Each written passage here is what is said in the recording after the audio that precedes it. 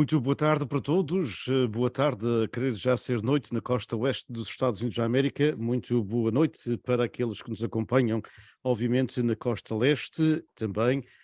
Uma muito boa noite para aqueles que nos acompanham e temos alguns amigos que o fazem sempre no Brasil, onde também já é boa noite, e depende, obviamente, da hora, e aqueles que nos acompanham já, portanto, em altas horas da noite, quer no arquipélago dos Açores ou da Madeira, ou também em Portugal continental. Temos algumas pessoas que, apesar de, portanto, estarmos a falar, portanto, em uma da madrugada, muitas vezes nos acompanham ao vivo e, obviamente, aqueles que nos acompanham depois através das gravações.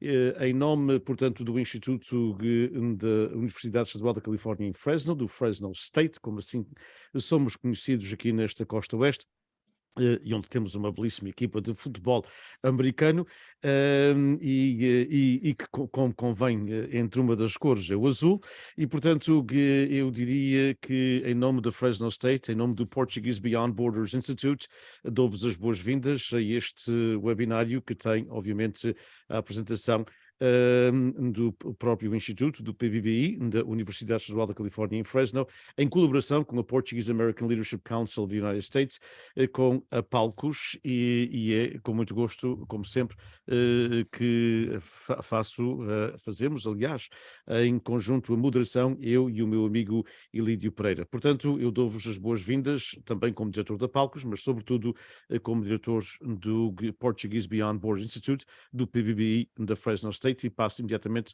para o meu colega e amigo Ilídio Pereira. Então a todos, boa noite também. Muito obrigado por estarem connosco. Amigo João Martins, muito obrigado. Muito obrigado por ter aceito o nosso convite para estar connosco. Esta é uma conversa informal, mas é em português. Eu agradeço-lhe em meu nome pessoal e também como diretor da Palcos. E já agora até aproveito também para lhe agradecer ser membro da Palcos. Para nós também é muito importante. Aliás, foi um convite que lhe fiz só uma vez e aceitou o imediato. Portanto, muito obrigado. Nós elaboramos as perguntas para que seja mais fácil saber a ordem delas e mais ou menos o conteúdo das mesmas. Eu vou me encarregar de fazer as perguntas 1 e 3 e o amigo Diniz fará número 2 e número 4. Não sei se o amigo Diniz quer dizer mais algumas palavras ou se passamos já para as perguntas. Então, obviamente, também agradecer ao John a oportunidade de estar aqui conosco neste segmento que, como todos aqueles que nos seguem sabem, esta série de webinários que começamos com a Palcos e o PBB da Fresno State, e que tem por objetivo portanto, uma espécie de painel que temos de vez em quando, com 3 ou 4 intervenientes para discutir um tema, ou então um outro segmento que nós chamamos Pilares da Diáspora, com uma personalidade única, e é o caso do nosso tema para hoje. E mais uma vez, muito obrigado ao Sr. John Martins por ter aceito o nosso convite. Então passo para o Lídio.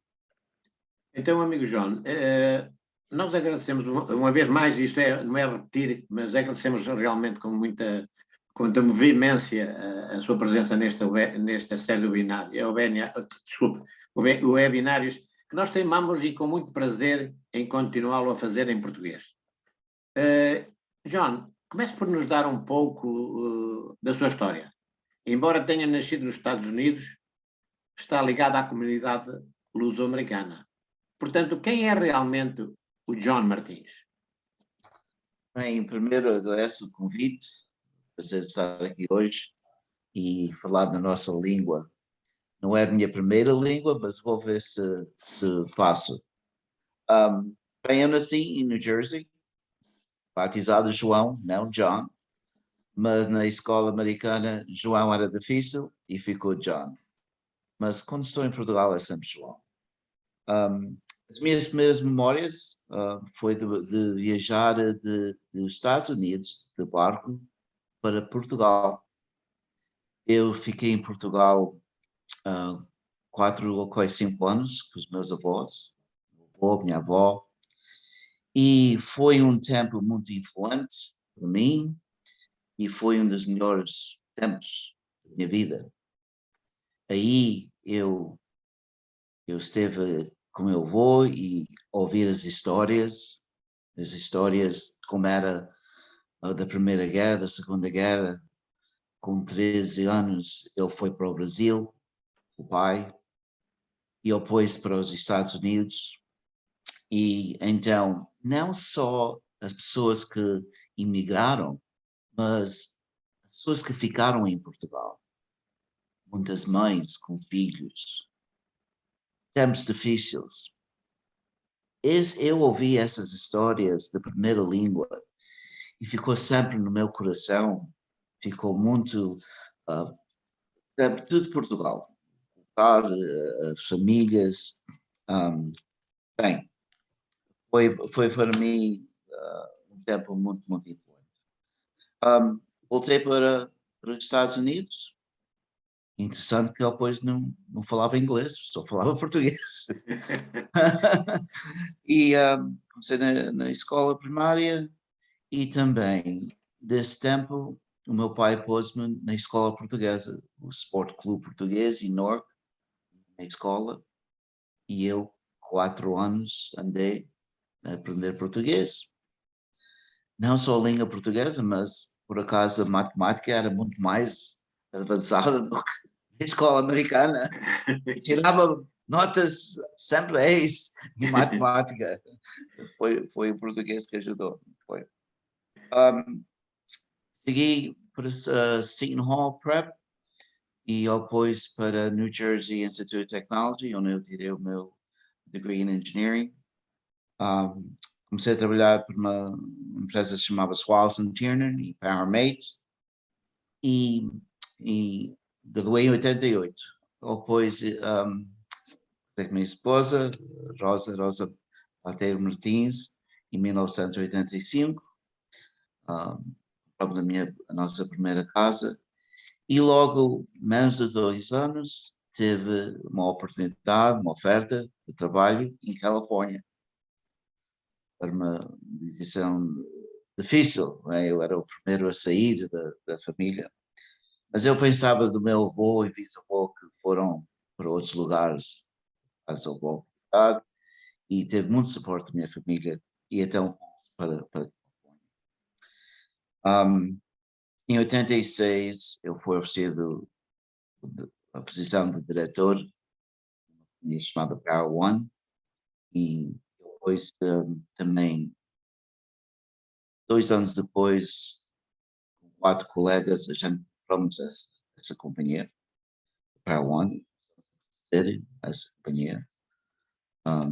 Estamos essa companhia de 50 milhões até 840 milhões.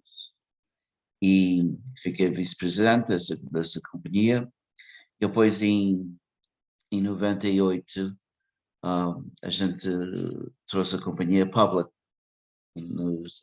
da Nasdaq. Trabalhei muito em Califórnia, em Silicon Valley, Cisco, Google, Juniper, essas companhias, quase todas as semanas. Eu sou piloto, eu ia de Camarillo para San Jose e para outros lugares, mas muito tempo em Califórnia. Então, e também a trabalhar nas fábricas na China, Malásia, Índia, Brasil, Belo, Manaus, e na Europa, Itália, Hungria. Eu trabalhei em muitas fábricas só para fazer eletrónica, né? Eletrónica. Em 211 teve a oportunidade de vir para St. Petersburg, para a Flórida. Os meus pais ainda eram vivos, estavam aqui reformados, e a gente então viemos para a Flórida para trabalhar para uma empresa chamada Jabil. Jabil é contract manufacturer. O que é um contract manufacturer? Muitas das companhias que a gente sabe, Tesla, Renault, Cisco, Eletrônica, John Deere, todas essas companhias, muitas delas não fazem o produto, não fazem o manufacture produto. Vão a um contract manufacturer e o contract manufacturer são grandes e têm fábricas no mundo todo. Então, se eles querem vender um produto na Europa, temos fábricas na Europa, fazemos o produto. Se é para a China, na China, se é para o Brasil, no Brasil. Os 3 maiores contract manufacturers do mundo é Foxconn, é Jabil, onde é que eu trabalhei, e Flex. Agora, Foxconn é 220 bilhões em revenue, Jabil 35 bilhões, a ver que são companhias muito grandes e com fábricas no mundo todo. Não é?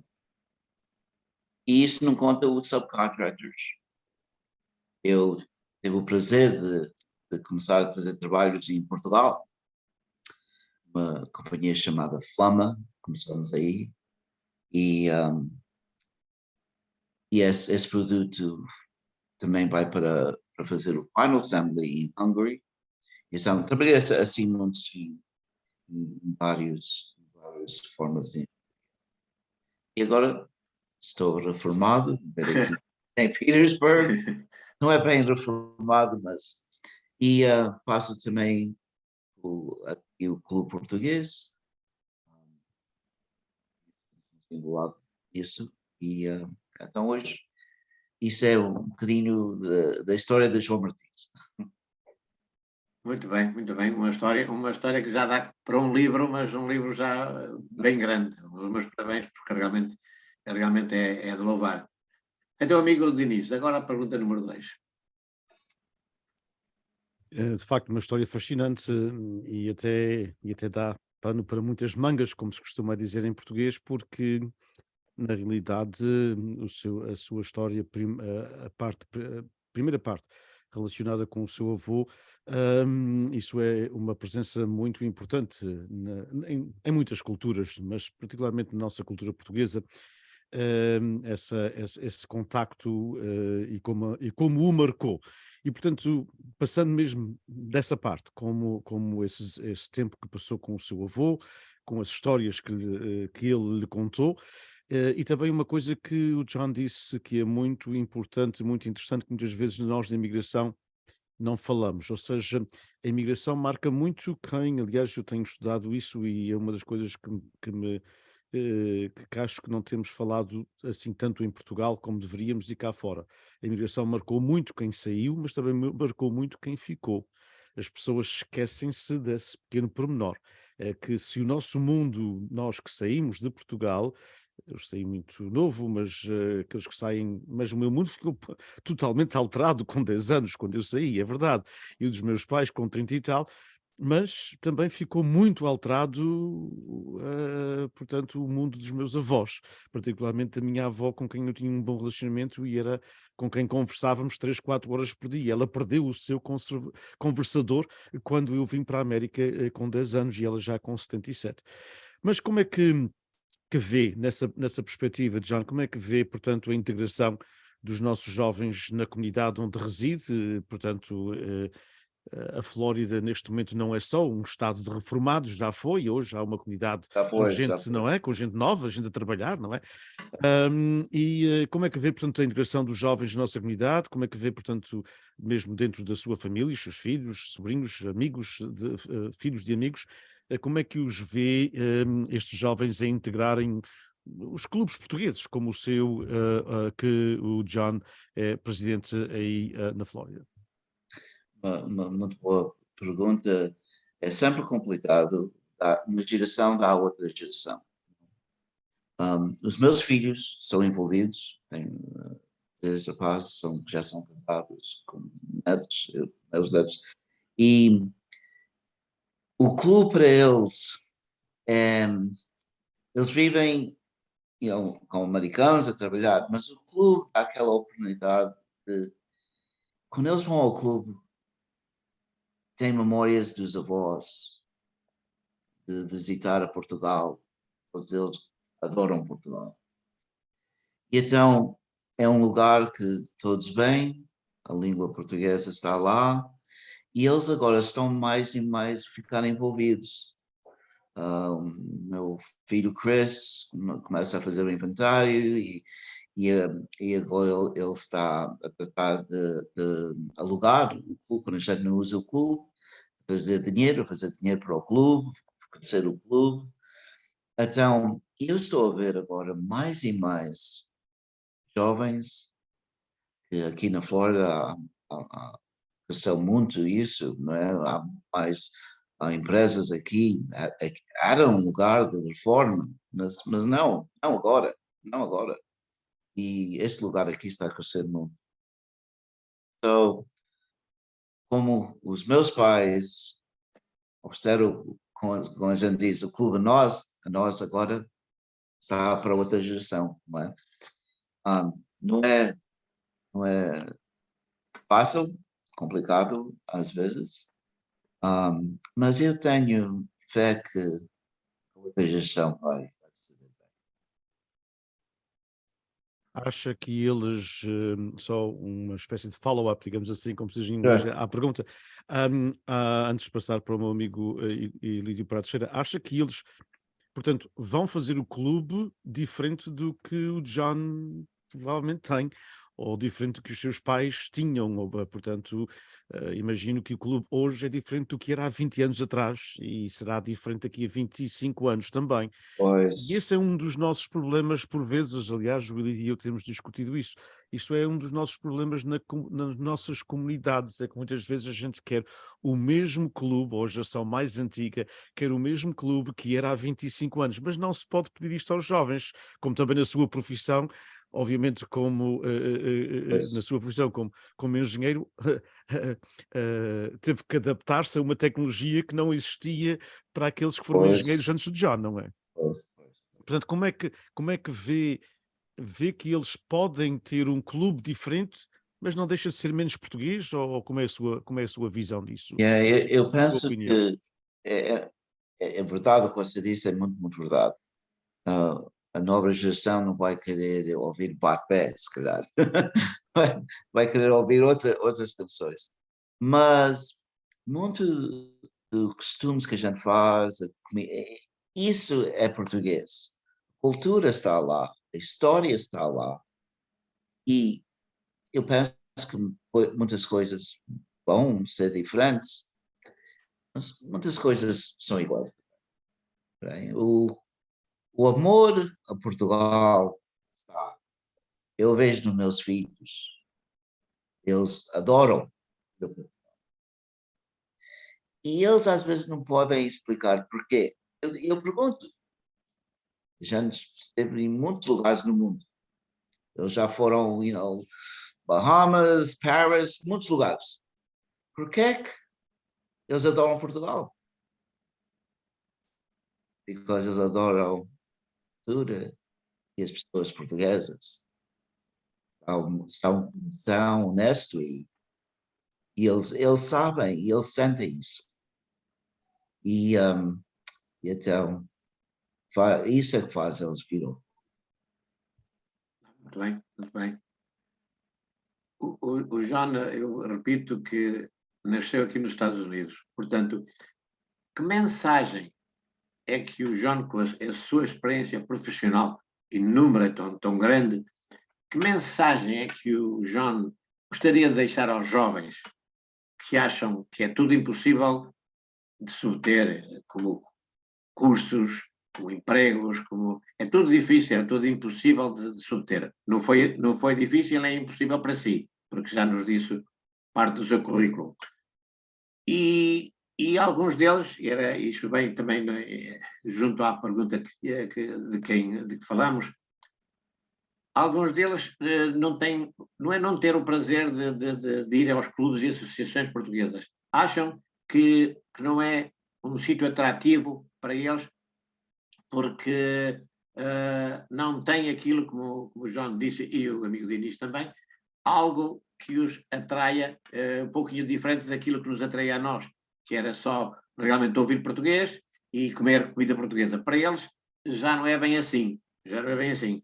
E outra pergunta que eu queria fazer era, porque também na mesma linha, os jovens portugueses e luso-descendentes acham, erradamente, claro, que falar a língua portuguesa não tem interesse para o futuro profissional. Ora, isso não é verdade. E o que é que o João pensa sobre isso? Bem, vou começar por essa parte. O meu português ajudou-me imenso. em lugares, eu fui ao Brasil, não tinha problema nenhum. Temos fábricas em Manaus, temos fábricas em Belo. Tu entras em Macau, tu vês os azulejos portugueses. Tu vais à Índia, tu vês português. Tu vais a Suécia, tu vês portugueses. Portugueses estão no mundo todo, todo. Mas quem sabe o inglês, o português e espanhol também, a maior parte do mundo sabe essas línguas. O português é falado em muitos lugares. E sempre ajuda. Isso não tem, isso é verdade. O português ajudou-me muito. Mas eu digo também assim que eu penso que tudo é possível. Se tu tens a paixão de fazer, de querer, é possível. Se um menino da Mortosa pode chegar a fazer muitas coisas, quando eu vou à Mortosa, num cerco de 2 quilómetros, são pessoas que começaram fábricas de navios, o Sr. Henriques, são pessoas que começaram companhias de construção, eletrônico, doutores. Eles dizem assim, quanto mais tu trabalhas, mais sorte tens. E com o português, a comunidade portuguesa, também está muitas pessoas são exemplos e que estão prontos para fazer, ajudar e ser mentors. E por o clube, Alcas, por outras organizações, há muita ajuda nisso. Muita ajuda. E pessoas com boas experiências. Sim. Realmente nada é impossível. Na vida nada é impossível. E quando falava de dizer que muitas pessoas falam português, nós sabemos que mais de 260 milhões falam a nossa querida língua portuguesa. E eu vou lhe dizer uma coisa, eu sei que o João, nas suas companhias, quando entrevistava alguém, porque é assim que se faz, pelo menos eu também fazia quando estava em lugar de chefia, vê-se o nome da pessoa e ao final do resumé, que nós chamamos currículo vitae, vê-se se falam outra língua. No meio, pois tem este curso, tem aquele curso, trabalhei neste banco, trabalhei nesta companhia, é muito importante porque nos vai dando um historial. Mas a primeira coisa que se vê é o nome. Então, se o seu nome é papá, sim, e onde é que vive? E ao mesmo tempo, enquanto o interlocutor está a responder, vai-se ao fim da página do resumé, do currículo vitae, para ver se fala outra língua além do inglês.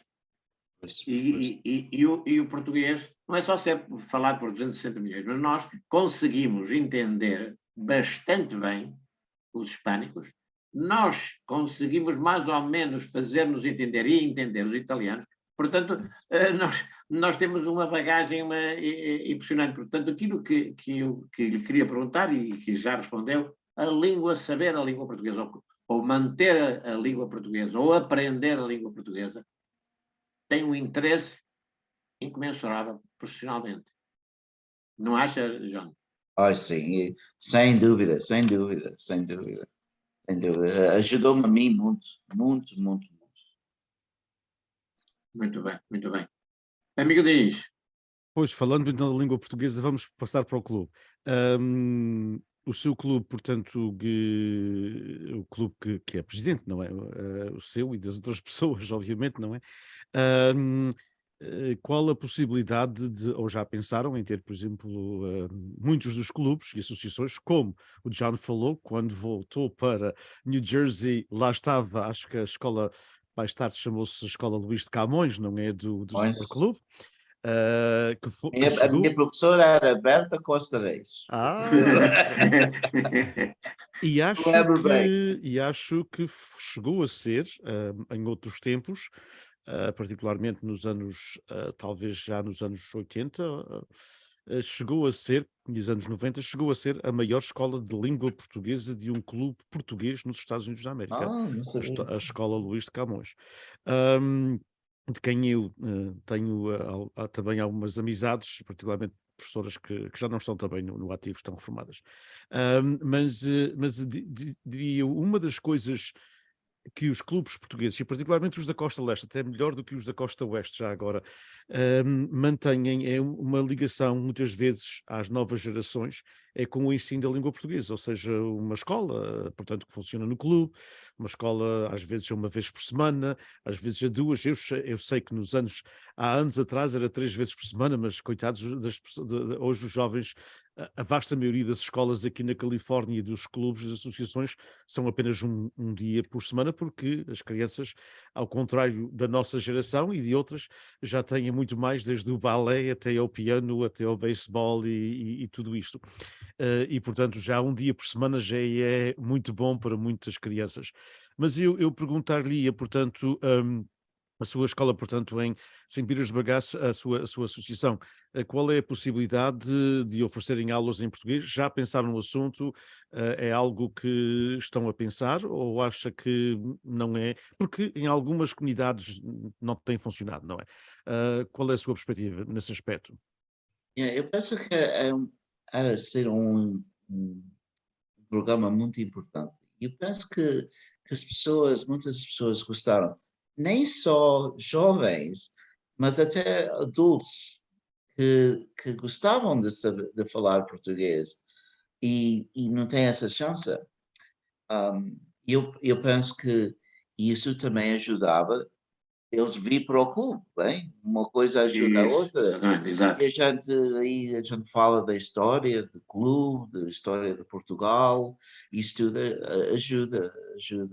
Eu sei, eles todos querem visitar Portugal. Portugal está, esses últimos anos, só se fala em Portugal, CNN, cada lista é sempre Portugal número um, Portugal número um. Só, eles agora conhecem e sabem a palavra Portugal.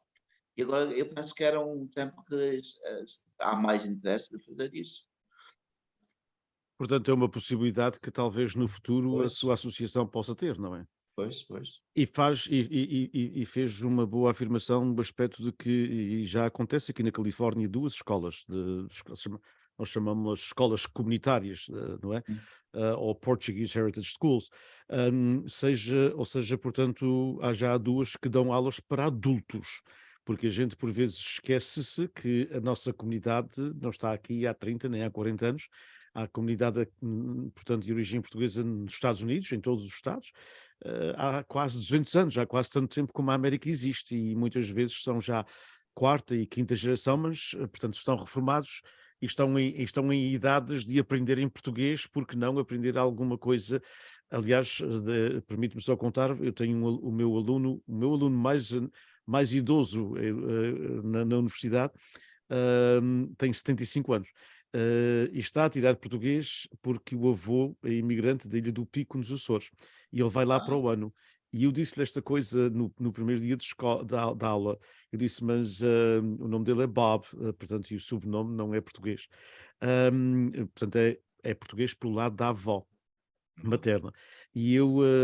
Do avô e da avó materna. E eu disse-lhe, mas você podia ir aos Açores ou a Portugal continental, porque eu queria ir a Lisboa, portanto, à capital, e depois passar uma semana nos Açores, na Ilha do Pico. E eu disse, você não tem problema nenhum em falar inglês, porque toda a gente, infelizmente ou felizmente, a gente sabe isso pois, muitíssimo bem, vocês vão lá muitas vezes, quer o John, quer o Billy, e sabem que hoje em dia, particularmente as pessoas com menos de 40 anos, quase todos sabem falar razoavelmente bem português, ou inglês, desculpe. E ele disse-me esta coisa muito bonita. Ele disse-me: não, eu quero aprender pelo menos o mínimo, sei que num semestre não vou aprender muito, mas é a minha maneira de prestar homenagem ao meu avô. Eu quero, quando chegar à ilha dele, saber dizer e cumprimentar as pessoas na língua dele. E eu acho isto muito bonito. muito bem, muito bem. São coisas que isso é que é de repetir, é de salientar e de repetir. É salientar e repetir. Acha que, John, que de Portugal podia ajudar, por exemplo, no aspecto da vossa associação? São necessários livros, são necessários também professores, muitas vezes, mas qualquer pessoa que saiba português pode ser professor, desde que tenha os materiais. Qual é a sua opinião? Acha que Portugal podia ter um papel também importante nisso? Era muito bem, era muito bom era uma coisa que ia ter grande valor. E uma outra maneira da gente poder dizer a nossa história lá de Portugal, e eu penso que muitas pessoas iam ter interesse de fazer isso. Os meus filhos gostavam. Claro. E sobre essa questão também da língua portuguesa, eu perguntava-lhe, porque obviamente está, como disse, está reformado e não está reformado, portanto tem ainda, portanto, ainda tem uma parte profissional, portanto, obviamente, da sua vida, como semi-reformado. Acha que na Flórida, porque começa-se a ver isso aqui na Califórnia, o Lídio e eu temos falado sobre isso, acha que na Flórida também, não só os filhos e os netos, ou que são de parte portuguesa, ou metade português, metade outra etnia qualquer, mas outras pessoas, hispânicos e outras etnias, também estariam interessados, possivelmente até como adultos, em aprenderem algum português, porque, como disse, Portugal, pelo menos aqui na Califórnia, está na moda, não é? Pois, tá. E eu acho que é de se aproveitar essa moda. Vê que o clube português tem relacionamento com outros grupos étnicos e que também Temos, podiam haver outros que estivessem interessados ou não? Pois temos o clube português aqui, já começou há 42, 43 anos, e começou por uma organização que temos, tem um clube espanhol, um clube da Alemanha, só há sempre essa comunidade entre os clubes. Uma coisa que eu notei em Califórnia, eu estava em Califórnia, no Pismo Beach, conhece? Estava com o meu pai e já estávamos na praia e passou um RV com uma bandeira portuguesa. E eu, o que é que está aqui? Como é que está aqui portugueses? E o meu pai, vamos atrás deles, vamos ver quem eles é. E fomos ver e estava, oh, uma dúzia de RVs na praia, todos com bandeira portuguesa. E o meu pai, quero ver o que é que isto é. E vamos falar, nenhum falava português. Nem dizia umas duas palavras. E era, e a gente ficou, it's amazing que essa geração, três, quatro gerações, e todos com a bandeira portuguesa. Todas a dizer, eu sou português. E não falavam português, mas manteram aquilo por quatro gerações. E eu aqui não vi isso, mas em Califórnia eu vi isso. É interessante. Isto é uma prova evidente que nós nunca nos esquecemos de onde viemos e de quem É. somos e de quem nos trouxe a esta vida. Isso é importantíssimo.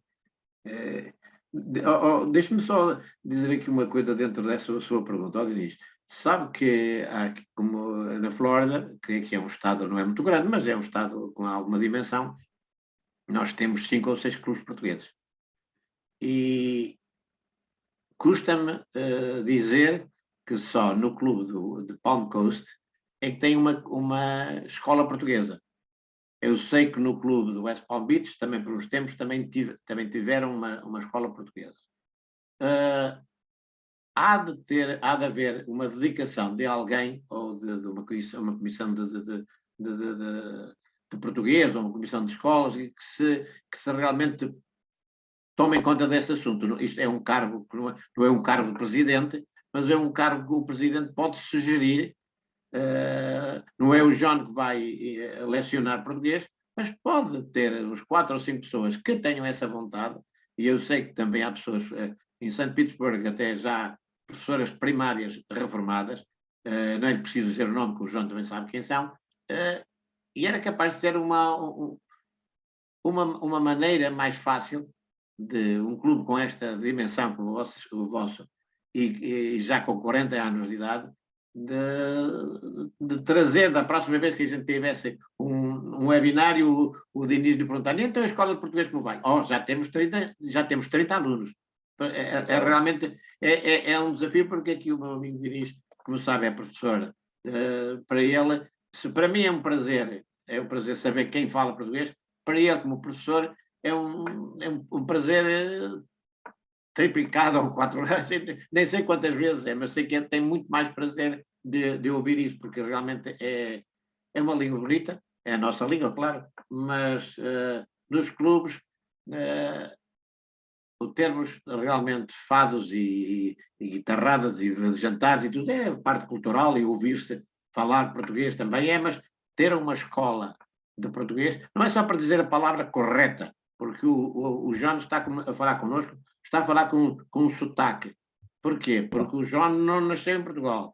Eu e o Diniz temos a obrigação de o falar corretamente, mas o João faz-se entender muitíssimo bem. Os meus parabéns. Faz-se entender muitíssimo bem. Porquê? Porque quis continuar a falar. E se tiver possibilidade de realmente iniciar uma escola no clube de St. Petersburg, e o Diniz disse muito bem, com a ajuda de Portugal, ou do governo português, porque são precisos livros, são precisos incentivos, são precisos a mola real, ou o primeiro empurrão tem que ser dado por aqueles que têm responsabilidade. Diniz, desculpe ter metido na sua pergunta, porque fazia um pouco, faz um bocadinho de espécie de termos ser um Estado mais ou menos grande, com tantas representações portuguesas, e só um clube ter uma escola portuguesa. Eu gostaria, não é bem, mas eu acho que sim, obviamente, e aquilo que eu puder ajudar, com muito gosto, apesar de estar muito distante, não é? Mas com muito gosto. Hoje em dia, até mesmo muitas preparações podem ser feitas através destas novas tecnologias, como o John sabe muitíssimo bem. Há uma pergunta, há uma coisa que me fascina na sua vida, eu li o seu currículo e o seu. E que me fascina, para além de como disse o Ilídio, e reitero, parabéns por saber falar português. Eu gostava que os meus filhos soubessem falar português tão bem como o John sabe. E eles sabem, mas não tão bem como o John. Mas há uma coisa que me fascina no seu currículo de um homem de sucesso numa companhia de bilhões e milhões, e eu nem esqueci quantos zeros aqui um bilhão tem, porque eu fui muito mau em matemática, por isso que fui para as línguas. Mas acho que é um grande orgulho para Portugal, portanto, um pequeno país, um país que ainda não é um país rico, apesar das pessoas pensarem, mas ainda continua a ser um dos mais pobres, infelizmente, da Europa. E as pessoas, quando vêm para terras onde as oportunidades são diferentes, normalmente, nem todos, mas têm essas oportunidades e pegam nessas oportunidades e fazem alguma coisa dessas oportunidades. Como é que surgiu a sua ideia de, portanto, ir para o campo de engenharia, que não é um campo fácil? É um campo, portanto, tem que se gostar de matemática, é verdade, mas também tem que ser bom. E muitos filhos, e eu estou a falar, portanto, que já é reformado, eu também sou mais ou menos, nem tanto como o John e como o Ilídio. Eu sou essencialmente um mau reformado, não é? Não sei ser reformado, mas como é que, na sua geração, John, apesar de ter nascido aqui, mas depois teve o contacto com os seus avós em Portugal e tal, muita gente da sua geração, da nossa geração, não teve a oportunidade de ir para a escola, ou não foi para a escola, ou não ia para a escola, ou não queria ir para a escola, ou foi e desistiu. O que é que o impulsionou para ir para esse curso e ir para esse mundo fora? Bem, o meu avô, como eu estava a dizer, a educação era tudo. Eu penso que ele sofreu muito não ter educação quando veio para os Estados Unidos, trabalhar na construção. A avó, minha mãe também, trabalhar fábricas de costura. Meu pai começou também a construção. Só ele teve uma grande influência em mim, seguir a educação, que eu digo uma história curta aqui, que quando ele fez anos, eu graduei de engenharia e foi a Portugal. Ele veio primeiro, quando eu recebi o graduation, a graduação, não. Eu levei a comer, foi a Portugal, era um lugar chamado, era os leitores, ele gostava de leitão. Eu levei a ele. E passou uns anos, ele foi para a Califórnia. E o meu avô, já de idade bastante, telefonou ao meu pai e disse: Eu quero ir ver o meu neto. E o meu pai está em Califórnia, mas está em Portugal. E ele disse: Eu vou contigo ou sem ti? E ele veio à América e veio ter comigo em San Diego.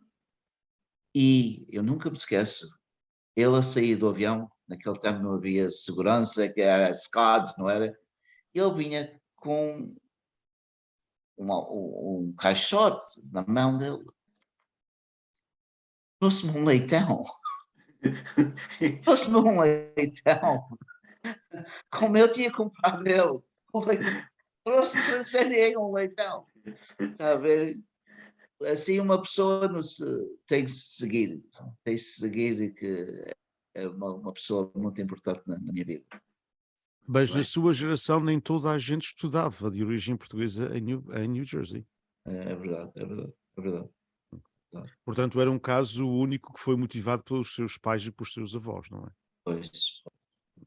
É porque... Eu penso que o meu irmão foi um dos primeiros, o primeiro engenheiro a sair da NJIT, antes era a North College of Engineering, era um dos primeiros.